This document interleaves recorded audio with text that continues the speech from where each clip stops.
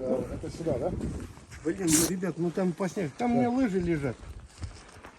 Это что такое-то, блин? Охренеть!